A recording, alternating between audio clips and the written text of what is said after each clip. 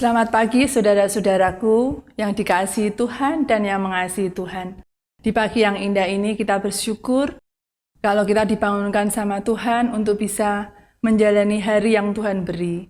Mari kita bersama-sama akan mempersiapkan hati kita mohon tuntunan Tuhan supaya hikmat pada pagi hari ini bisa kita rasakan dan kita bisa memahami apa yang menjadi maksud dan rencana Tuhan dalam hidup kita. Mari kita berdoa. Bapa yang di surga, puji syukur dan terima kasih ya Bapa, untuk kasih sayang Tuhan, di mana Bapa Engkau telah menjaga kami dalam istirahat semalam, sehingga kami bisa bangun dengan tubuh yang segar untuk memulai perjalanan sepanjang hari ini.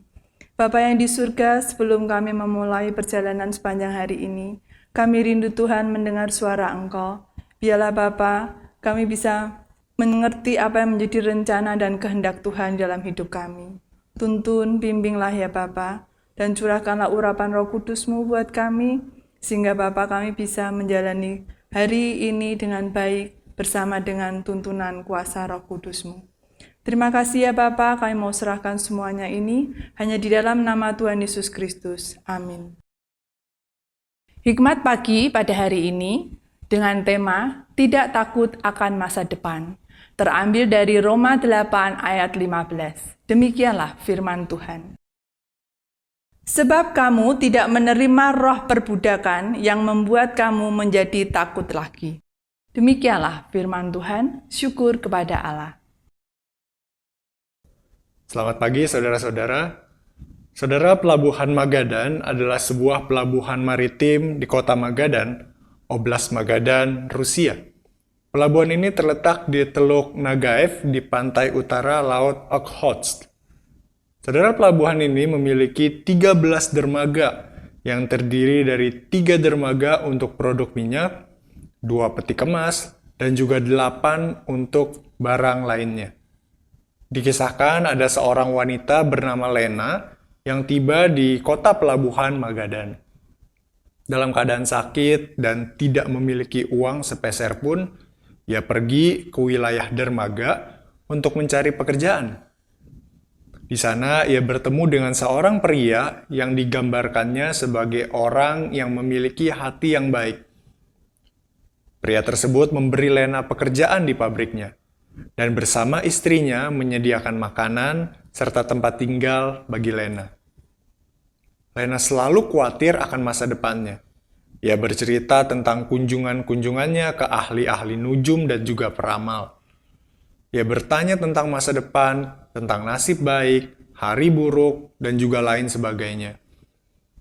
Saudara bertanya tentang masa depan, nasib baik, hari buruk, dan berbagai hal lainnya ternyata adalah fenomena yang terjadi di banyak kebudayaan. Entah itu orang Asia, orang Afrika, orang Amerika, bahkan orang-orang Eropa pun yang dikenal sangat rasionalis dan logis juga tidak luput dari daya pikat ramalan ahli-ahli nujum. Akan tetapi teman-teman baru Lena itu meyakinkan bahwa Lena tidak perlu berkonsultasi dengan medium-medium seperti itu untuk mendapatkan jaminan akan masa depannya. Kemudian mereka bercerita tentang Tuhan Yesus. Lena belum pernah mendengar tentang Tuhan Yesus.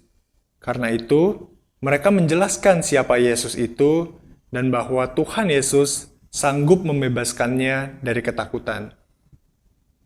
Beberapa bulan kemudian, Lena percaya dan menjadi pengikut Kristus.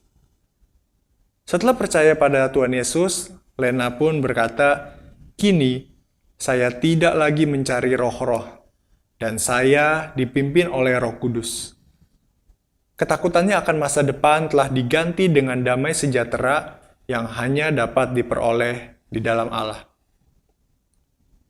Mungkin saat ini saudara juga khawatir akan masa depan dan juga disibukkan dengan pikiran tentang apa yang menjadi bagian saudara. Hanya ada satu cara untuk dapat memiliki damai sejahtera dalam hal ini. Seperti halnya Lena, setiap kita juga harus menyerahkan masa depan kita dalam tangan Allah. Percayalah pada Tuhan Yesus sebagai juru selamat kita. Maka, apapun yang ada di masa depan setiap kita akan merasakan damai sejahtera yang diberikan oleh Roh Kudus. Saudara hidup tanpa ketakutan karena dipimpin Roh Kudus seharusnya terjadi dalam kehidupan orang percaya. Amin. Mari kita berdoa. Kami bersyukur memiliki Allah yang berkuasa atas hidup kami. Memiliki Allah yang berkuasa atas masa lalu, masa kini, dan masa depan. Ya Tuhan, ajarlah kami untuk percaya bahwa hanya Engkaulah yang dapat menjadi sandaran kami. Sehingga dalam menghadapi masa depan pun kami tidak perlu terlalu takut, karena kami berjalan bersama dengan Engkau. Terima kasih ya Tuhan, tolonglah setiap kami. Dalam nama Tuhan Yesus kami berdoa. Amin.